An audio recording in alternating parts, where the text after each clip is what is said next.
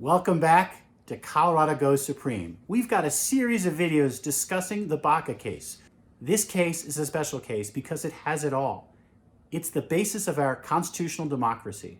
What does that mean? It means we adopted a constitution as a nation, and the Constitution is supreme law, which means if a state adopts a law or Congress adopts a law and the law is inconsistent with the Constitution reigns supreme and overrides the ordinary law.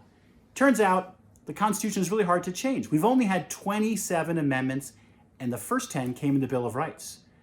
One of the amendments is the 12th Amendment. That's actually going to be at issue in this case. It's hard to amend the Constitution, so that means when the Supreme Court interprets the Constitution, that's often the last word. And what the Supreme Court has to do is look at all the tools they can. What's the text of the Constitution? What's the purpose behind the language? How has the Constitution been adopted and used over the years? Because we've been a constitutional democracy for 230 years.